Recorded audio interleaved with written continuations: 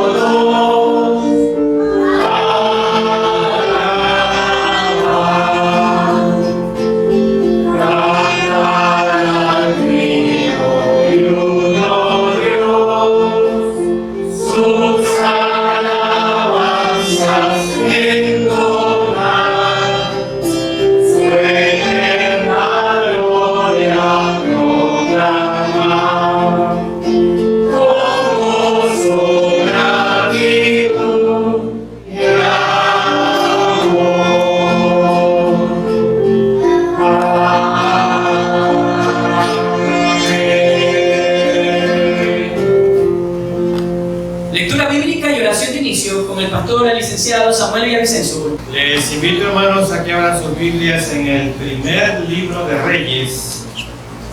Y de este primer libro de Reyes vayamos al capítulo 18.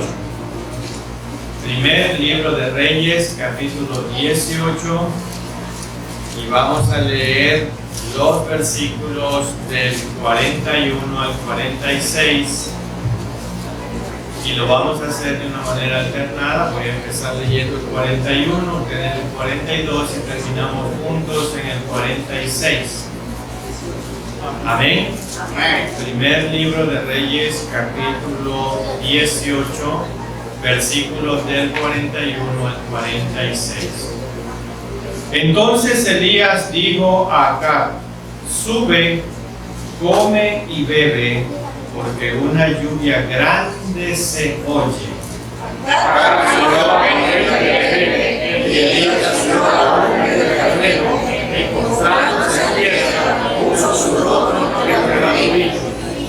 Y dijo a su criado: sube ahora y mira hacia el mar. Y él subió y miró y dijo: no hay nada. Y él lo volvió a decir: vuelve 7 veces.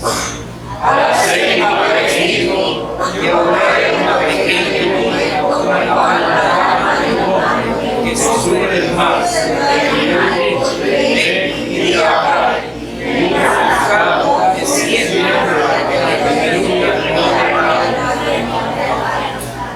Y aconteció estando en esto que los cielos se oscurecieron con nubes y viento, y hubo gran lluvia, y subiendo acá vino Israel. Punto del 46.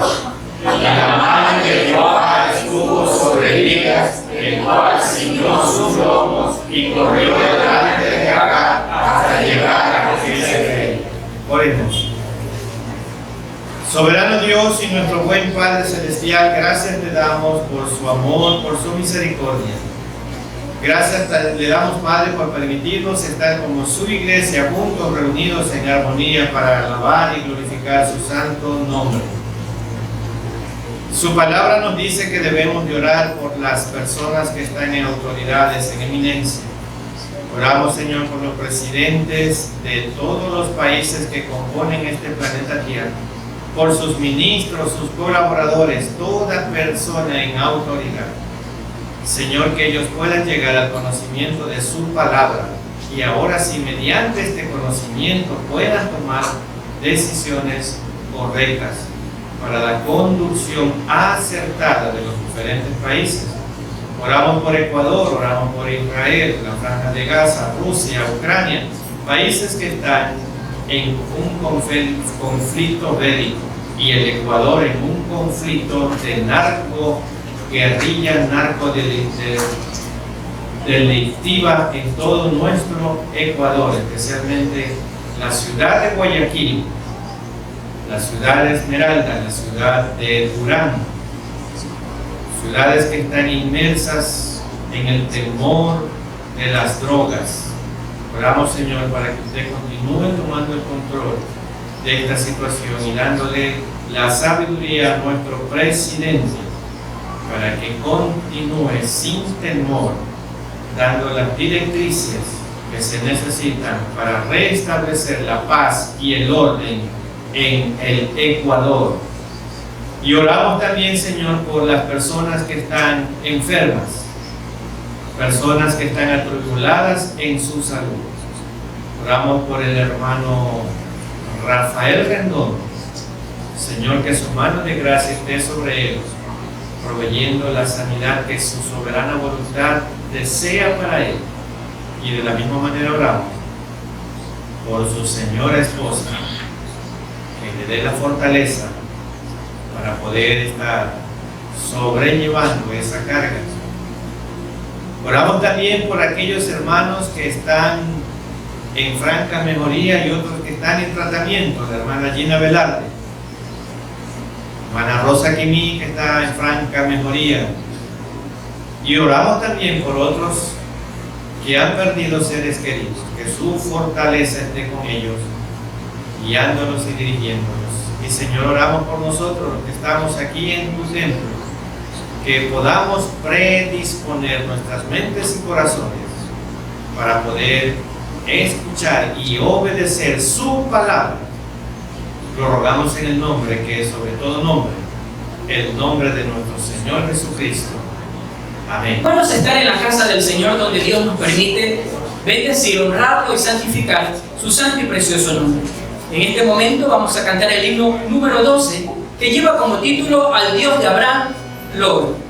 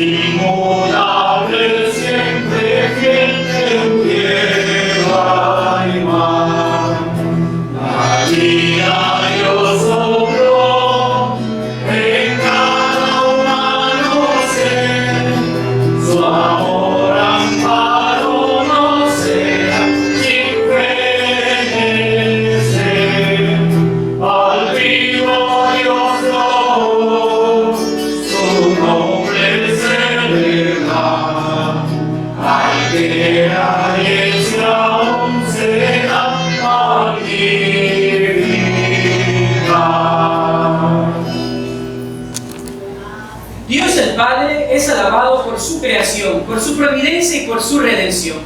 Por eso todos juntos, al ponernos de pie, cantamos juntos el himno número 17, que lleva como título Santo, Santo, grande, eterno Dios.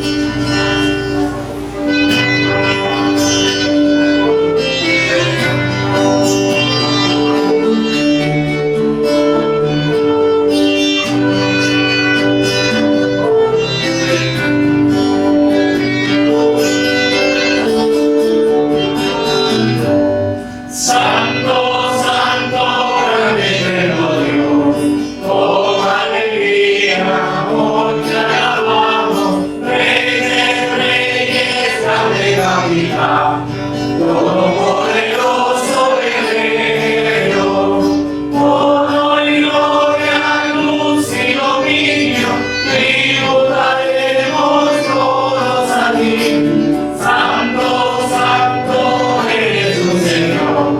Dios de las batallas glorioso, alabable cielo, tierra y mar, todas su iglesia, sus mensaleros, alabanzas, cantos de honor, hoy unidos se llevan eco, pues majestuoso y reverendo fue hoy vida el Señor. Santo, santo eres tu Señor, Dios de las batallas glorioso, Rey de siglos, solo eterno Dios, veraz y justo, incomprensible, inmortal, autor de todo bien. Eres tú el anciano de días, y para siempre entonaremos el canto eterno de redención. Santo, santo eres tu Señor, Dios de las batallas glorioso. Invito a alabar al Señor con el siguiente cántico que lleva como título Al estar ante ti.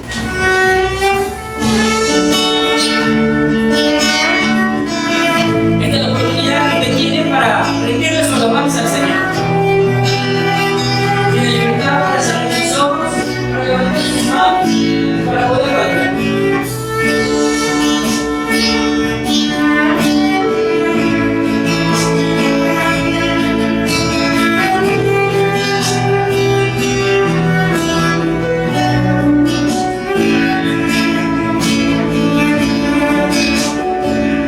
Al estar ante ti, adorando frente al mar del cristal, entre la multitud, de asombro allí me habré de postrar. Y mi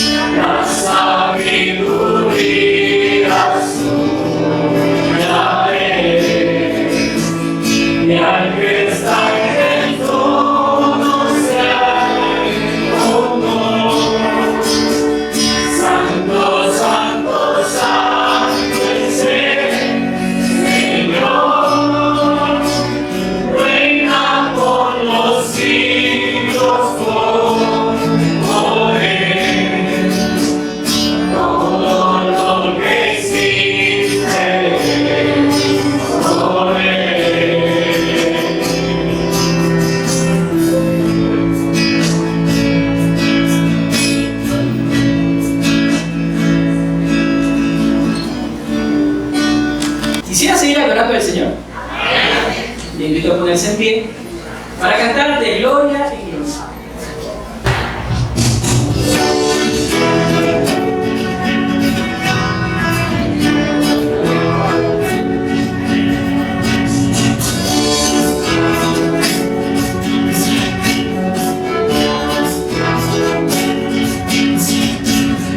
Yo quiero ver tu luz brillando en mí a través de mi ser, un altar que todos puedan ver, que todos podrán ver. Tú eres vida, la esperanza, perfecta gracia que me ha rescatado.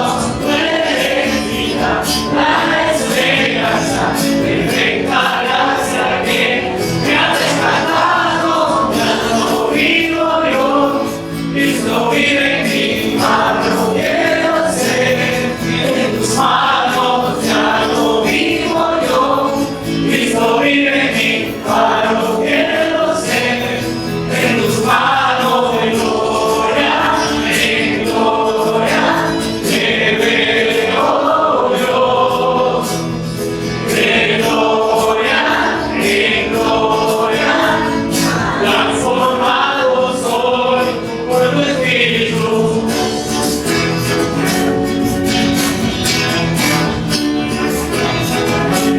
Señor, yo quiero ver tu luz brillando en mí a través de mi ser, un altar de Dios. Que todos puedan ver, que todos oigan que tú eres vida, la esperanza, perfecta gracia que me ha rescatado. Tú eres vida, la esperanza, perfecta gracia que me ha rescatado. Ya no vivo yo, Cristo vive en mí. Mano quiero ser en tus manos. Cristo vive en mí, mano quiero ser en tus manos. En gloria, te veo yo. De gloria, transformado soy por tu Espíritu.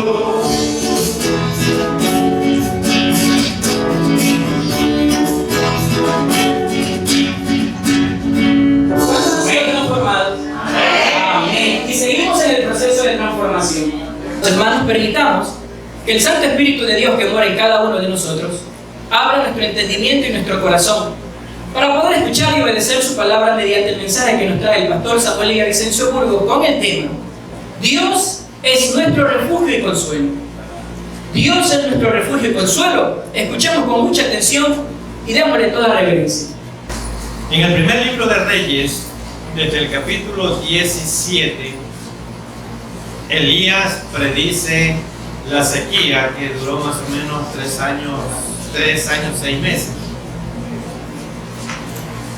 En el capítulo 18, Elías regresa hacia acá y surge el episodio en que Elías derrota por medio del poder de Dios a los profetas de Baal. Ustedes ya conocen esa historia. Al final del capítulo 18, en la porción que leímos anterior, Elías va nuevamente donde este rey pagano a decirle que por medio de Dios y de su oración nuevamente va a haber lluvia en la tierra. Y aquí ocurre algo especial, que es lo que vamos a ver en esta mañana, el capítulo 19 del libro de Reyes. De hecho, un resumen muy rápido de esos 2 capítulos, y ahora en el capítulo 19 donde vamos a centrar nuestra meditación en esta mañana. Miren, hermanos, el compromiso leal de Elías con Dios nos impresiona y nos presenta también un reto, porque dése cuenta ¿Para qué Dios escogió a Elías? ¿Para qué Dios escogió a Elías? Elías fue enviado para confrontar, no para consolar. Elías fue enviado por Dios para confrontar, no para consolar, y es más o menos el estilo también de Juan el Bautista. Y habló las palabras de Dios a un rey que a menudo rechazó su mensaje solo porque era Elías el que lo traía. El profeta escogió seguir adelante con su ministerio para Dios, pagó por esta decisión, sufriendo el aislamiento. Y el capítulo 18 del primer libro de Reyes comienza con el recrudecimiento de la sequía pronosticada por Elías. Debido a esa sequía de 3 años y medio, la situación era insoportable. Ahora Jehová envía a Elías para que el rey sepa que la sequía va a terminar, la última parte del capítulo 18. Aunque es claro que peligra su vida al ir a dar esa noticia a este rey pagano. Es normal que nos hagamos ilusiones cuando todo parece estar bien. Tal vez pensamos que las cosas seguirán mejorando o incluso que nuestros peores problemas por fin se acabarán. ¿No sería extraño entonces que Elías se hubiera sentido así? Había acabado de degollar a 400 paganos de Baal. Pues era un hombre también, Elías, de sentimientos semejantes a los nuestros.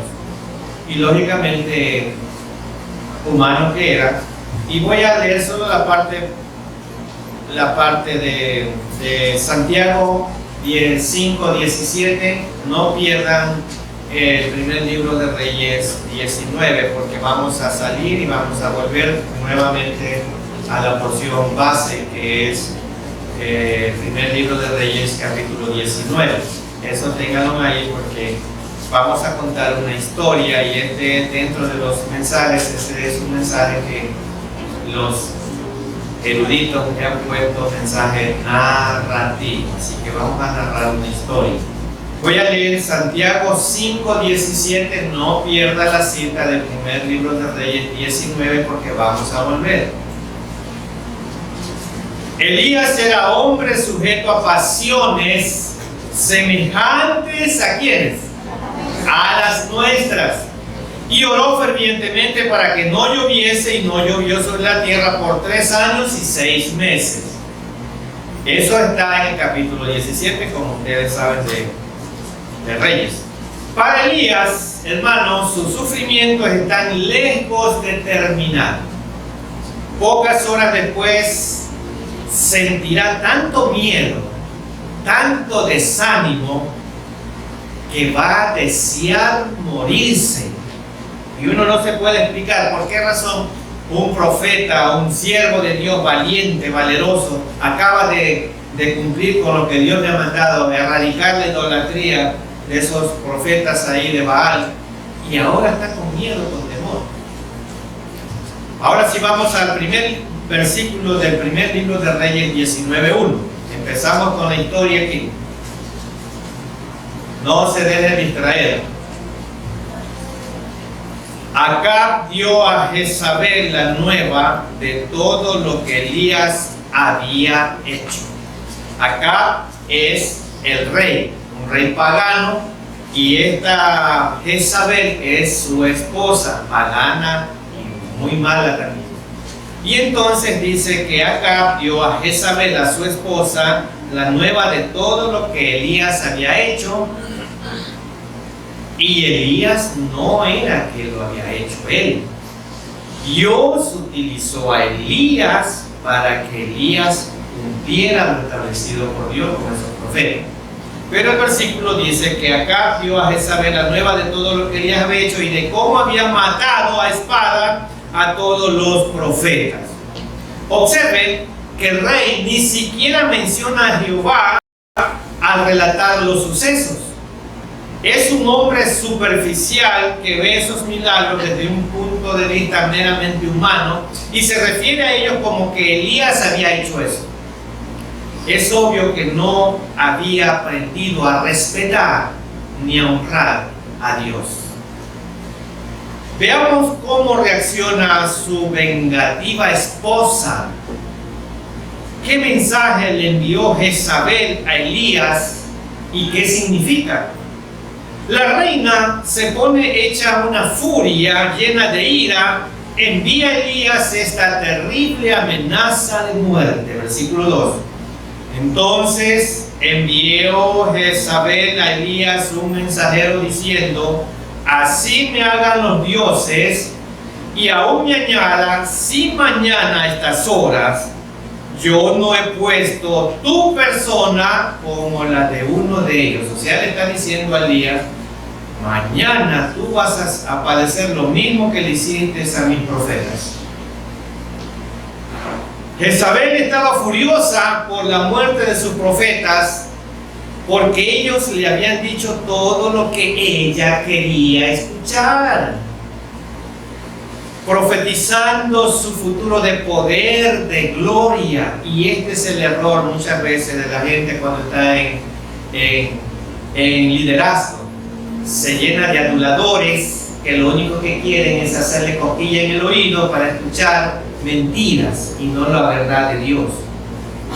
Jezabel está decidida a matarlo para vengar la muerte de sus profetas que le acariciaban el oído con muchas noticias falsas de poder. Tanto es así que jura que si no lo asesina en un plazo de un día, ella misma debería morir. Imagínense la reacción del profeta Elías cuando se entera de todo esto. ¿Qué pasa con Elías? ¿Dónde está? Está durmiendo en una humilde morada de Jezreel durante aquella noche tormentosa, cuando de pronto lo despiertan abruptamente a Elías, que está temerosa, escondido, durmiendo. Es el mensajero de la reina que viene a comunicarles su espantosa amenaza. ¿Qué sentirá Elías al oír esta amenaza? Si Elías pensó por un momento que la guerra contra la adoración de Baal estaba por acabar, sus ilusiones se derrumbaron en este preciso instante. Jezabel no se da por vencida. Ya se ha encargado de asesinar a muchos otros profetas de Dios. Y por lo visto Elías será el siguiente. ¿Qué efecto tuvo en Elías la amenaza de la reina? ¿Qué efecto tuvo? La Biblia afirma, y mire lo que pasa con Elías, le dio miedo. A Elías le dio miedo. Puede que empezara a darle vueltas a lo que pudiera pasarle y hasta visualizar en su mente la terrible muerte que Jezabel le tenía reservada. Versículo 3. Viendo pues el peligro, hablando de Elías, ¿no? ¿Qué pasa con Elías? Se levantó y se fue, ¿para qué? Para salvar su vida, y vino a Berseba, que está en Judá, y dejó allí a su criado. Elías salió huyendo para salvar su vida, dice. Elías experimentó la intensidad de la fatiga del desaliento después de sus dos grandiosas victorias espirituales: la derrota de los profetas de Baal y la respuesta de Dios a las oraciones de tener la lluvia y de dar la lluvia. Para observar el valor no nos conviene, hermanos, pensar demasiado en todo lo malo que pudiera pasarnos, y ese es lo que muchas veces nos detiene. Para conservar el valor no nos conviene pensar demasiado en todo lo malo que pudiera pasarnos. Necesitamos fijar la atención en Dios, quién procede nuestra esperanza y nuestro poder. De Él dependemos. ¿Qué pasa con Elías? Elías está preso del pánico. Entonces se levanta y emprende la huida.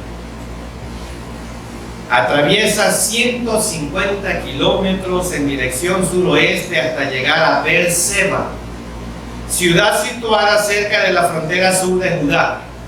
Y allí deja a su servidor y se interna en el desierto él solo. Y el relato añade que corre el camino de un día. Y voy a leer el versículo 4.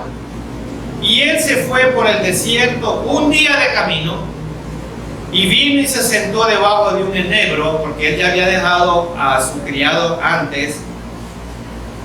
Y deseando morirse, dijo: basta ya, oh Jehová, quítame la vida, pues no soy yo mejor que mis padres. Mire lo que está diciendo de sus propios labios Elías. Podemos imaginarlo partiendo al amanecer, por lo visto sin llevar ninguna provisión, porque se asustó tanto de la noticia, deprimido, impulsado por el temor y bajo un calor asfixiante, lucha por avanzar en este territorio agreste y estéril. Agotado, se sienta bajo un enebro, dice el versículo, siendo este arbusto lo más parecido a un refugio que podía encontrar en aquel paraje árido. ¿Qué le dijo Elías a Jehová en oración? En su desesperación, el profeta le pide a Jehová que le quite la vida. Quítame la vida, no soy yo mejor que mis antepasados, le dice. Elías se siente igual de inútil, por lo que llega a presentarse y a preguntarse y a ponerse esta razón que hay para seguir viviendo. Señor, yo no tengo ninguna razón para seguir viviendo. Ya sin fuerzas para luchar más, implora esa palabra que está ahí: basta ya, basta ya. Versículo 14. Y él se fue por el desierto un día de camino. 4. Y vino y se sentó debajo de un enebro, y deseando morirse dijo: basta ya, oh Jehová, quítame la vida. Debería sorprendernos, hermanos, que un siervo de Dios se haya deprimido tanto. Debería sorprendernos que un siervo de Dios, después de haber hecho tantas cosas que la gente ni las podía creer, se haya deprimido tanto. En realidad, no nos debe de sorprender, hermanos. En la Biblia se mencionan a varios hombres y mujeres fieles de Dios que llegaron a estar en esa misma situación por la que Elías estaba atravesando, y estos siervos desearon también morirse. Y voy a nombrar unos cuantos rápidamente por el tiempo. Rebeca, voy a leer Génesis 25, 21 y 22. Y oró Isaac a Jehová por su mujer que era estéril, y lo aceptó Jehová, y concibió Rebeca su mujer, y los hijos luchaban dentro de ella, y dijo: si es así, ¿para qué vivo yo? Si es así, ¿para qué vivo yo? Y fue a consultar a Jehová. Mira, Rebeca también deseó morirse. Jacob, Génesis 37, 35 y 35, y lo voy a leer también en lenguaje actual. Génesis 37, 35, mire lo que dice Jacob. Y se levantaron todos sus hijos y todas sus hijas para consolarlo, mas él no quiso recibir consuelo, y dijo: descenderé enlutado a mi hijo hasta el Seol. Y lo lloró su padre. Y mire lo que el mismo versículo lo voy a leer en lenguaje actual. Dice: todos sus hijos llegaron para consolarlo, pero él no quería que lo consolaran, más bien lloraba y decía que quería morirse para estar con José, porque pensaba que José estaba muerto. Jacob, el gran Jacob, también deseó morirse. Y uno más, Moisés, Números 11, 14 y 15, voy a leer. No puedo yo solo soportar a todo este pueblo que me es pesado en demasía. El pueblo era tan rebelde que ya Moisés estaba cansado de guiar a ese pueblo que había sacado de Egipto, con la ayuda de Dios, lógicamente, y en el trayecto ya le habían calmado la paciencia a Moisés. Y mire lo que dice el versículo 15: y si así lo haces tú conmigo, yo te ruego que me des muerte. Moisés, el que acaba de sacar al pueblo de Israel de la esclavitud de Egipto, viene y dice: Señor, te ruego que me des muerte, si he hallado gracia en tus ojos y que yo no vea mi mal. He dado 3 ejemplos de siervos de Dios que desearon también morirse. Y la pregunta es: ¿cómo podemos seguir el ejemplo de Elías cuando nos invade el desánimo? ¿Cómo podemos seguir el ejemplo de Elías cuando nos invade el desánimo? Actualmente estamos viviendo tiempos críticos y muy difíciles aquí en Guayaquil, Ecuador. Tiempos difíciles de manejar. Y por eso no es raro que el temor y el desaliento invada a muchas personas, incluso fieles siervos de Dios, que prefieren mantener su templo, su iglesia cerrada por el temor de ser asesinados y muchas cosas más. Conozco de iglesias que están teniendo cultos virtuales porque tienen temor de la delincuencia que está ocurriendo. Y voy a leer 2 de Timoteo 3:1. Segunda carta de Pablo a Timoteo, capítulo 3, el versículo 1, y no pierda la cita de Reyes.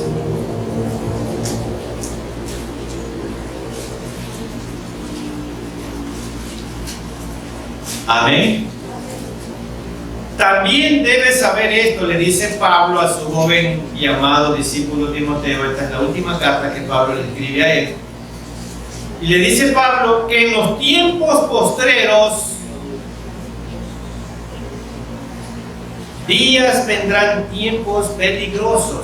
También debes saber esto, que en los tiempos postreros vendrán días, o sea, tiempos peligrosos. Los últimos tiempos, y esos son los tiempos que estamos viviendo ahora. Si alguna vez usted se siente así, siga el ejemplo de Elías. Ábrale su corazón a Dios. Recuerde que Él es el Dios de todo consuelo, el Dios de toda consolación. Y para referirme a esto, vamos a la segunda carta de Pablo a los Corintios, capítulo 1, y voy a leer los versículos del 3 al 5. Cuando usted se encuentre lleno de temor, lleno de miedo, de espanto, mire lo que dice Pablo aquí cuando escribe esta carta a los hermanos en Corinto. Segunda de Corintios 1, 3 y 4. Bendito sea el Dios y Padre de nuestro Señor Jesucristo, Padre de ¿qué? De misericordias y Dios de ¿qué? De toda consolación, el cual nos consuela en todas nuestras tribulaciones por las que estamos pasando hoy, para que podamos también nosotros consolar a los que están en cualquier tribulación, por medio de la consolación que nosotros somos consolados por Dios. ¿Ven? Dios tiene un propósito en la consolación, en los problemas tiene un propósito. Dios nos consuela para que aprendamos nosotros también a consolar a otros. No crea que Dios lo va a consolar y lo va a librar a usted para que usted esté feliz y agradecido con Dios. No, usted tiene que consolar a otros. Ese es el objetivo. Debemos entender que consolar puede también significar recibir fortaleza, ánimo y esperanza para hacer frente a cualquier aflicción por la que estemos pasando. Eso también significa consolación, recibir fortaleza y ánimo para atravesar esta situación de temor. Cuanto más sufrimos, más somos consolados por Dios. Y el versículo 5, 2 Corintios 1:5, porque de la manera que abundan en nosotros las aflicciones de Cristo, así abunda también por el mismo Cristo, ¿qué cosa? Nuestra consolación. Abunda nuestra consolación. Si se está sintiendo abrumado, temeroso, permita que Dios lo consuele como solo Él lo sabe hacer. Recuerde que cada problema que enfrente se convertirá en una oportunidad para ministrar a otras personas que lleguen a padecer las mismas aflicciones similares a las que usted está pasando.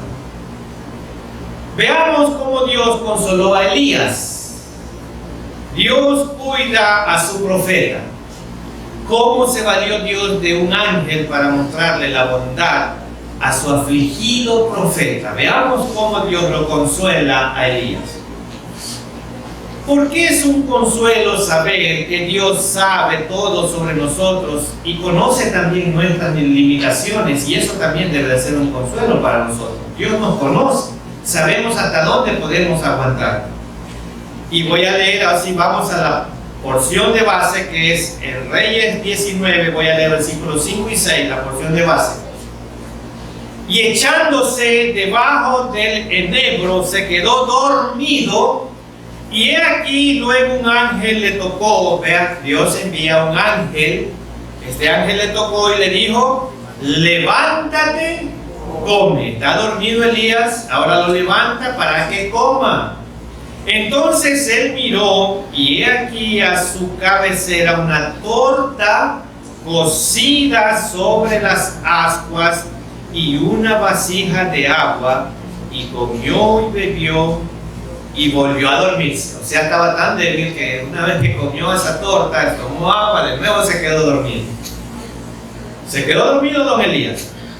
¿Cómo cree usted que se sintió Dios al ver a su amado profeta implorando la muerte bajo aquel arbusto del desierto? No hace falta adivinarlo, tendría que sentirse mal. Después de que Elías se duerme, le da de comer y se duerme, Jehová le envía un ángel nuevamente, tocándole suavemente para despertarlo, y le dice: levántate, come. Y así lo hace Elías, pues el ángel bondadosamente le ha servido una comida sencilla para pan recién hecha y agua.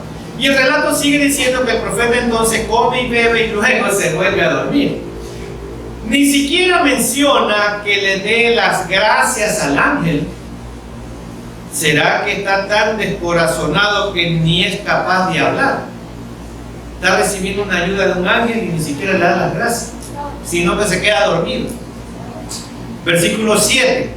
Y volviendo el ángel de Jehová, mire, la segunda vez lo tocó diciendo: levántate y come, porque el largo camino te resta. Miren, hermanos, en cualquier caso, el ángel lo despierta por segunda vez, quizás a la mañana, ya al alba, para decirle: levántate y come, y añade estas conmovedoras palabras: porque el largo camino te resta. Gracias a la sabiduría que Dios le ha dado, el ángel sabe a dónde se dirige el profeta. También percibe que Elías no podrá realizar ese viaje por sus propias fuerzas. ¿Verdad, hermanos? Que nos consuela servir a un Dios que nos conoce mejor que nadie y sabe cuáles son nuestras intenciones, así como nuestras limitaciones. Ese es nuestro Dios. Nos conoce y sabe nuestras intenciones y nuestras limitaciones. Y miren lo que dice, no pierda la cita de base. Vamos a Salmos 103 para leer 13 y 14. Salmo 103. Voy a leer el versículo 13 y 14. No pierda la cita de Reyes. Amén. Como el Padre se compadece de los hijos, se compadece Jehová ¿de quiénes? De los que le temen. Porque Él conoce nuestra condición, se acuerda de que somos polvo, somos creación, no creador. Se compadece Jehová de los que le temen, porque Él conoce nuestra condición. Somos barro, somos polvo. Se acuerda de que somos polvo. Nosotros somos frágiles, pero el cuidado de Dios siempre será eterno para su creación. Ahora bien, ¿hasta qué punto fortaleció a Elías aquella comida? Una buena torta recién hecha en una jarra de agua. ¿Qué tiempo le duró en el estómago y cuánto le fortaleció a Elías? Miren, versículo 8. Se levantó pues y comió y bebió, y fortalecido con aquella comida, caminó. ¿Cuántos días? ¿Hasta dónde? El monte de Dios. ¿Se dan cuenta, no? 40 días y 40 noches le duró sin comer Elías. El relato continúa. Se levantó y comió y bebió y siguió yendo por el poder de aquel alimento durante 40 días y 40 noches hasta la montaña del Dios verdadero que es Horeb. Al igual que hicieron, y escuchen bien hermanos esto, Moisés, unos 600 años antes, llega también al monte Horeb, y Jesús, casi 1000 años después, al monte Horeb. Y Elías ayunó durante 40 días y 40 noches también. ¿Se imagina a ese hombre mayor, avanzado, con dificultad por aquel desierto inhóspito durante casi un mes y medio, día tras día, semana tras semana? Dios también cuida a sus siervos en nuestros días, hermanos. No con comidas milagrosas como las que le dio a Elías, sino con algo mucho más importante para nosotros hoy. Y ese alimento es espiritual, y lo tenemos aquí en la palabra. Con eso nos alimenta Dios ahora, con la palabra, con la palabra. Y voy a leer Mateo 4:4. Mateo 4:4, no pierda la cita de base de Reyes. Él respondió y dijo: escrito está, no solo de pan vivirá el hombre, sino de toda palabra que sale. ¿Y dónde están las palabras que salen de la boca de Dios? En su Biblia, en la Biblia. Aquí están las palabras que salen de la boca de Dios. Con esto nos alimenta hoy Dios. Aprender de Dios mediante su palabra nos nutre espiritualmente. ¿Dónde llegó Elías y por qué era ese lugar tan significativo? Es la pregunta. Miren hermanos, Elías caminó unos 320 kilómetros hasta que por fin llegó al monte Horeb o monte Sinaí. Este lugar estaba cargado de significado, hermanos, muy cargado de significado. Allí fue donde muchos años atrás Jehová se había aparecido mediante el ángel a Moisés, monte Horeb, en la zarza ardiente, ¿se recuerdan? Y también fue allí donde Dios estableció el pacto de la ley con la nación de Israel, porque ahí le dio los 10 mandamientos a Moisés.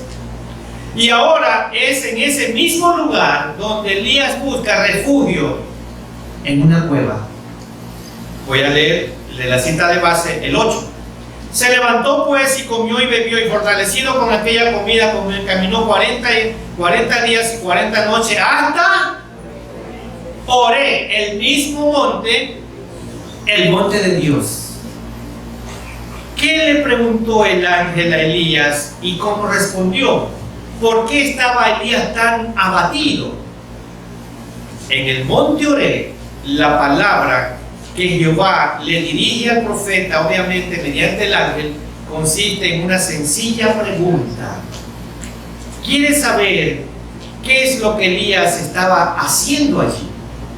El ángel se lo debió preguntar con amabilidad, pues el profeta se siente invitado a expresar sus sentimientos.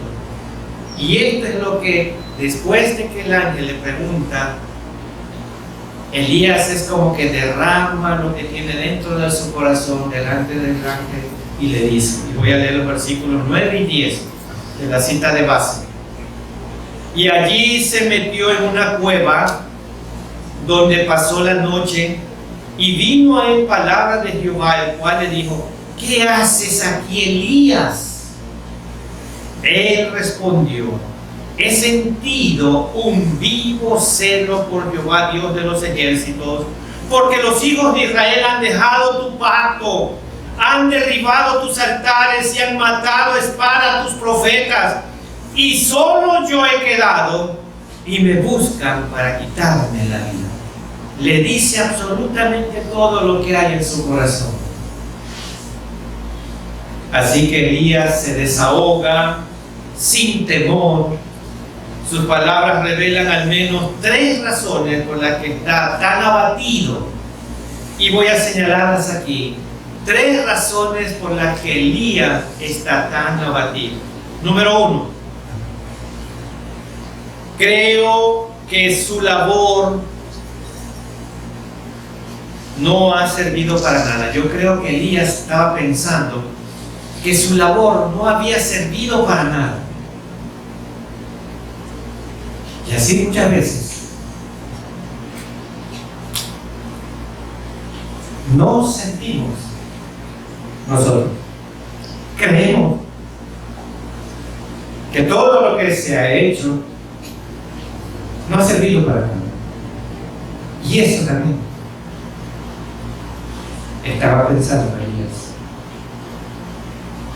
A pesar de haber sido absolutamente celoso en su servicio a Jehová durante años y de haber puesto el santo nombre de Dios y su adoración por encima de todo lo demás, se ve que la situación va de mal en peor. Señor, he cumplido, he asesinado a esos 450 profetas de Baal y parece que esto no ha servido de nada. El pueblo sigue igual, rebelde y sin fe.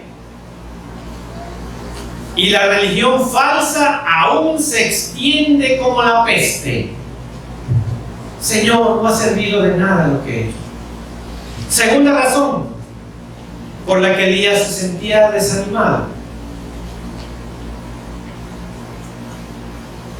es la intensidad, la intensa soledad que lo embarga, y lo expresa ahí en la parte final del versículo 10. Solo quedo yo, he quedado solo yo, Señor. Y lo peor, solo he quedado yo como tu profeta, y lo peor, me buscan para matarme. Se lamenta, pues siente que es el único en toda la nación que aún sirve a Jehová y lo busca para matar. Y número 3, tiene miedo. Muchos otros profetas ya han sido asesinados y está convencido de que él será el próximo. Probablemente no se le ha hecho fácil exteriorizar estos sentimientos, pero no deja que el orgullo o la vergüenza se lo impidan y se lo expresa claramente al ángel. Elías, al abrirle su corazón a Dios, nos da un excelente ejemplo a todos nosotros. Nos da un excelente ejemplo a todos nosotros. Y voy a leer Salmo 62, 8. ¿Qué es lo que realmente hizo Elías al abrir su corazón y decir todo lo que estaba dentro de él? Y el Salmo 62, 8 dice: esperad en él en todo tiempo, oh pueblos. Y aquí está lo que dice Elías: derramad delante de él vuestro corazón. Dios es nuestro refugio. Y eso es lo que muchas veces no hacemos, porque el orgullo es más grande que lo que deseamos hacer. ¿Qué sucesos espectaculares presenció Elías desde la entrada de la cueva? ¿Qué aprendió Elías con esas demostraciones del poder de Dios? ¿Cómo ahuyentó Jehová los temores e inquietudes de Elías? El relato continúa diciendo que el ángel le pidió al profeta que se acerque a la entrada de la cueva.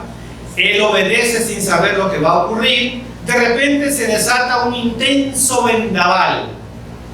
Las ráfagas deben emitir un ruido ensordecedor, pues son tan fuertes que desgarran las montañas, quiebran los peñascos, y allí está Elías intentando refugiarse del azote del viento. Para colmo, luego tiene que luchar por mantenerse de pie, pues el suelo comienza a moverse, un terremoto está sacudiendo toda esa región. Entonces, cuando apenas se ha recuperado, una enorme llamarada lo obliga a entrar a la cueva. Así de intenso es ese calor. Y vamos a leer versículos 11 y 12 de la porción de base. Y le dijo: sal fuera y ponte en el monte delante de Jehová. Y he aquí Jehová que pasaba, y un grande y poderoso viento que rompía los montes y quebraba las peñas delante de Jehová. Pero Jehová no estaba en el viento, y tras el viento un terremoto. Pero Jehová no estaba en el terremoto, y tras el terremoto un fuego. Pero Jehová no estaba en el fuego, y tras el fuego, ¿qué pasó? Un silbo apacible y delicado. Elías, de pie a la entrada de la cueva, protegiéndose del fuego, Jehová utilizó su asombroso poder para consolar y animar a Elías. Jehová no se halla en ninguna de estas espectaculares fuerzas naturales. Ahí no estoy yo. Elías sabe que Jehová no es un Dios mitológico de la naturaleza como Baal, a quien sus engañadores lo adoraban como el Dios que traía las lluvias. Pero ¿cómo ayuda esto al profeta? Recordemos que el miedo lo había paralizado. Ahora, sabiendo que tiene al Dios Todopoderoso de su parte, ya no hay razón para tenerle miedo a Acab ni a Jezabel. Ya no. Voy a leer Salmo 118:6. Salmo 118:6.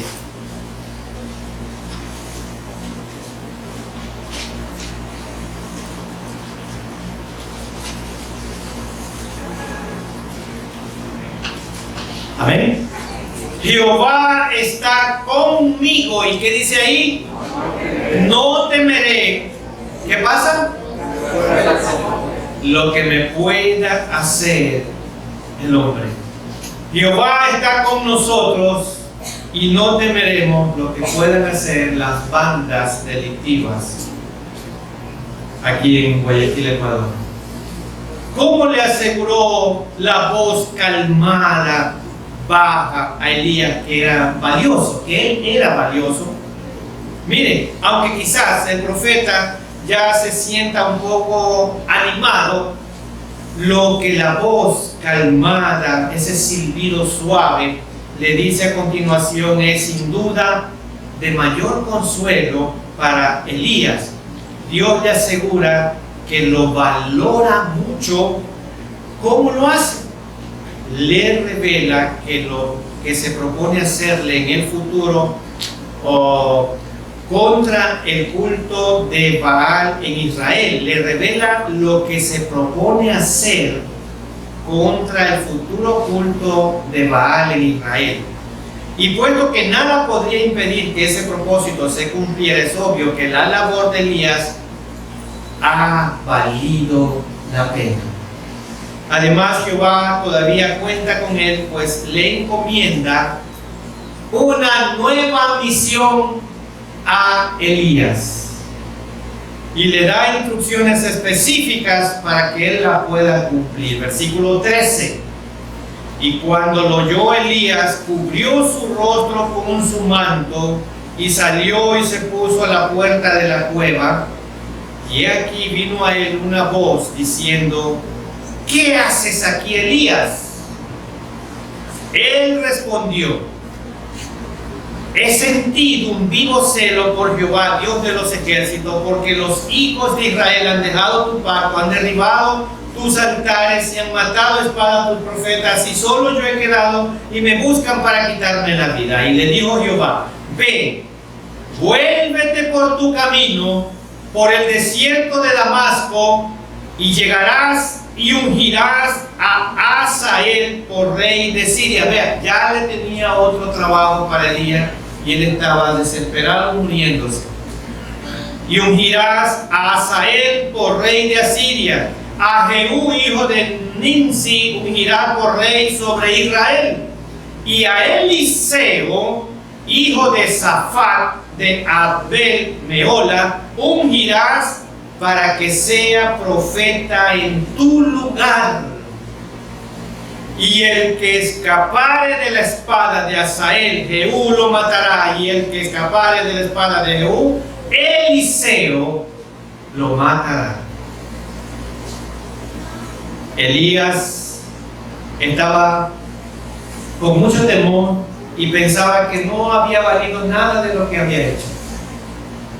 Sin embargo, Dios le tenía algo más para hacer. ¿Qué medidas tomó Jehová para animar a su profeta? ¿Y qué hace Jehová para aliviar los sentimientos de soledad y temor de Elías? Toma dos medidas.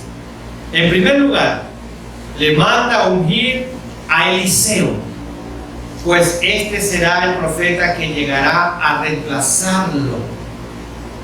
Este hombre más joven será su compañero de labores y ayudante por unos cuantos años. Y qué bueno es tener, hermanos, alguien al lado que pueda uno reemplazarlo. Y eso es lo que hace Dios. Dios nos pone ejemplos de ir preparando a personas que continúen el mismo objetivo de nosotros. Una iglesia bíblica, una predicación bíblica. Y eso tenemos que irlo preparando. Es lo que hace Dios con Elías. Le pone al lado a Eliseo. Y Elías empieza a prepararlo a Eliseo para que Eliseo tome su lugar. Porque ¿saben qué pasa más adelante? Elías no vio muerte. Que Dios lo arrebató en un torbellino al cielo. En segundo lugar, Jehová le revela esta emocionante noticia a Elías. Versículo 18. Primera de Reyes 19, 18. Y yo haré que queden en Israel 7,000 cuyas rodillas no se doblaron ante Baal y cuyas bocas no lo besaron. Elías pensaba que solo quedaba él y que lo iban a matar y desaparecerían los profetas en la tierra. Pero Dios tenía 7,000 hombres que no habían adorado a Baal. Así es, Elías no estaba solo.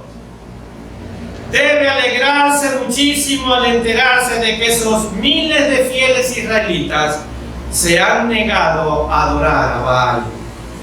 Ellos necesitan que Elías continúe con su servicio sagrado, que les dé un ejemplo de lealtad inquebrantable en esos tiempos tan tenebrosos, y para eso lo necesitaba Elías. Las palabras que le transmite el mensajero de Dios, la voz calmada y baja, sin duda lo conmueve profundamente a Elías. Después de todo, era como si Dios mismo le estuviera hablando. La Biblia puede ser para nosotros, hermanos, como esta voz calmada y suave, si escuchamos, si la obedecemos. ¿En qué sentido podemos nosotros hoy escuchar la voz calmada y baja de Dios? ¿Cómo sabemos que Elías aceptó el consuelo que le dijo Jehová? Al igual que Elías, a veces nos sentimos impresionados ante las imponentes fuerzas de la naturaleza, o nos sentimos impresionados por las imponentes fuerzas de la criminalidad. Y no es de extrañar, pues la creación refleja el inmenso poder del Creador, y la maldad también refleja el inmenso poder de Satanás. Dios sigue valiéndose de su poder infinito para fortalecer a sus siervos fieles. Y voy a leer Segunda de Crónicas 16, la primera parte. Segundo libro de Crónicas, capítulo 16, voy a leer la primera parte.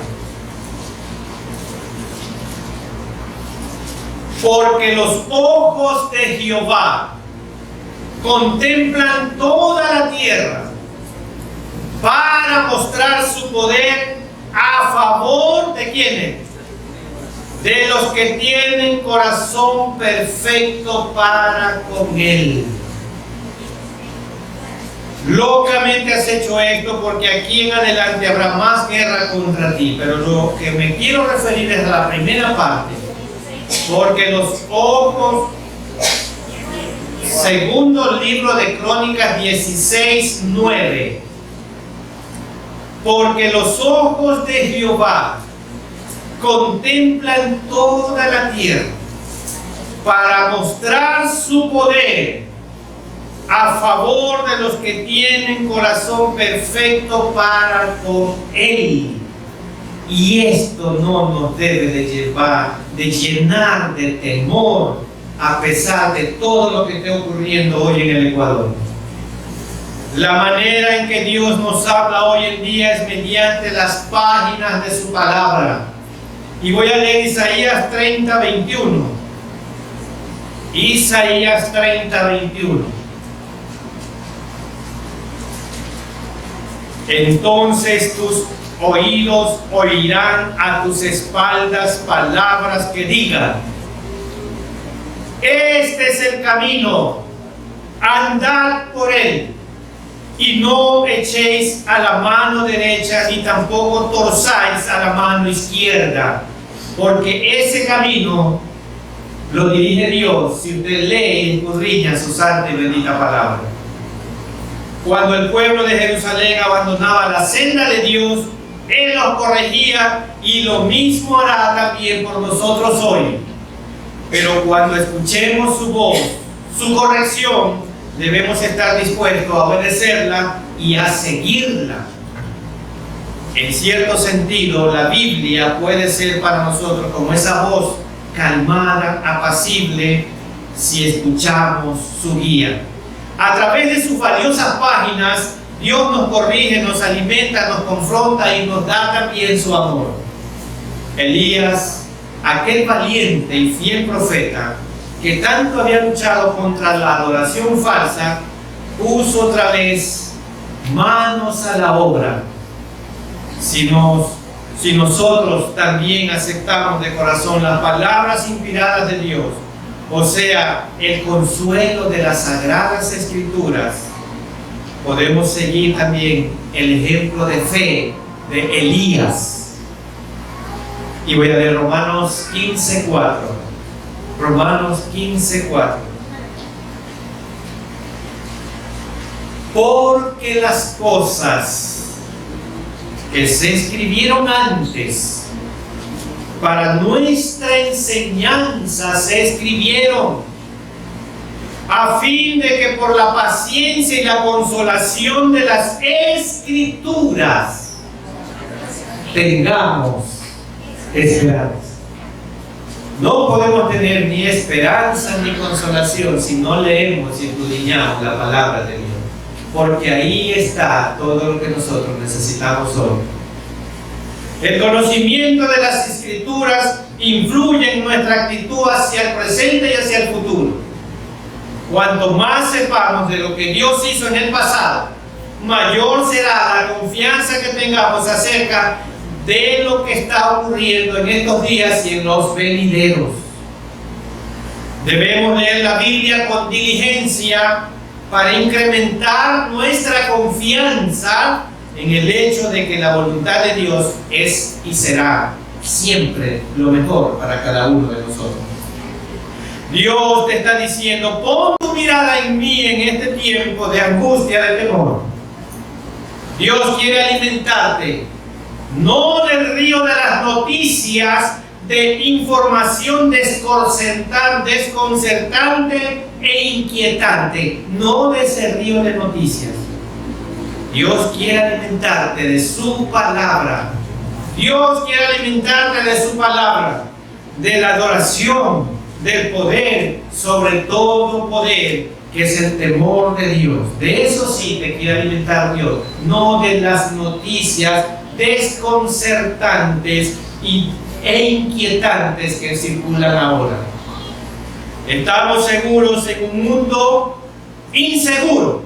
Estamos seguros en un mundo inseguro, porque aquel que nos ama está siempre con nosotros. Hermanos, tenemos que recordar que nuestra seguridad está en la eternidad, no en lo presente, porque este mundo no es nuestro hogar.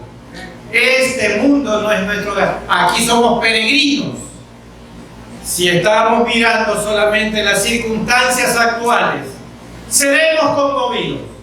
Pero si estamos enraizados en la palabra de Dios y en la promesa de la eternidad, vamos a seguir fuertes y nadie puede quitar de nosotros lo que Dios está con nosotros. Y 1 Corintios 16:13 dice: velad y estad firmes en la fe y portaos varonilmente y esforzaos. Y recuerden también lo que nos dice Isaías 26:3: tú guardarás en completa paz a aquel cuyo pensamiento en ti persevera, porque en ti ha confiado. Si hemos confiado realmente en Dios, no tenemos por qué tener temor. Dios hará vivir en paz a quienes son fieles y confían en Él. Amén. Oremos. Soberano Dios y nuestro buen Padre Celestial, gracias por su palabra, que es viva, eficaz, penetra nuestra mente y nuestros corazones, y nos enseña que si somos fieles y estamos en sus caminos, haciendo su voluntad, usted nos podrá tener siempre en completa paz, porque nosotros perseveramos y confiamos en usted. Son promesas suyas eternas que no debemos de olvidarlas y erradicar de cada uno de nosotros el temor, porque teniéndolo usted con nosotros tenemos todo, y no teniéndolo usted no tenemos nada. Nuestra casa es celestial no es terrenal. Somos peregrinos aquí y nuestras raíces son espirituales. Gracias, Señor, por su palabra y que podamos erradicar el temor poniendo nuestra confianza siempre en usted, leyendo y obedeciendo su palabra. Lo rogamos en el nombre que sobre todo nombre, el nombre de nuestro Señor Jesucristo. Amén. Damos gracias al Señor por su bendita palabra, en la cual hemos sido fortalecidos, hemos sido edificados y hemos sido consolados, creyendo firmemente que Dios es nuestro refugio y Él es nuestra esperanza. Amados hermanos, firmes en la fe, durante el transcurso de esta semana no dejemos de congregarnos y también predicar su glorioso Evangelio. Juntos cantemos el himno número 172, que lleva como título ¿Quieres sobre el mundo ser un vencedor?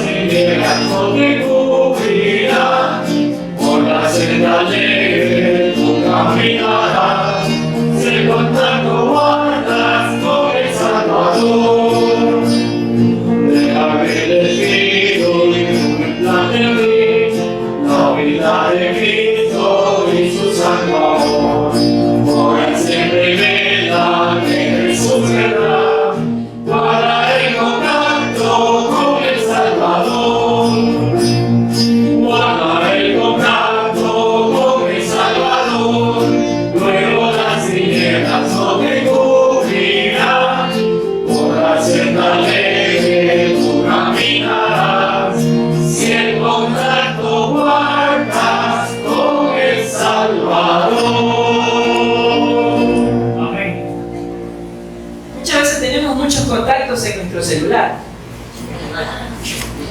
¿Se ha puesto a pensar con este himno si usted tiene el contacto de Jesús ahí? ¿Y qué problema hay cuando se nos pierde un contacto? ¿Y ahora cómo lo busco? Pero para no andar en tinieblas, guardemos el contacto, no dejemos de orar y leamos las Escrituras. Le invitamos a ponerse en pie, amados hermanos, para tener la oración final y dejo con ustedes a nuestro pastor Samuel Villancenso. Nuestro Dios y nuestro buen Padre Celestial, gracias te damos por permitirnos abrir su palabra y meditar en ella. Señor, oramos para que su palabra impregne el corazón, la mente de cada uno de nosotros y sea como ese martillo, como ese fuego que va taladrando nuestras mentes y corazones y sacando aquellas cosas que no sirven y poniendo cosas espirituales en nuestras vidas. Señor, que tu palabra sea nuestra guía, nuestra lámpara en todo nuestro caminar. Y si estamos asidos de usted, no tenemos por qué tener temor a las circunstancias, porque usted es el creador de las circunstancias. Y ahora, Señor, el amor de Dios, la gracia infinita de Cristo, nuestro Salvador eterno, y la comunión y participación del Santo Espíritu de Dios, sea con todos y cada uno de nosotros, ahora y siempre. Amén.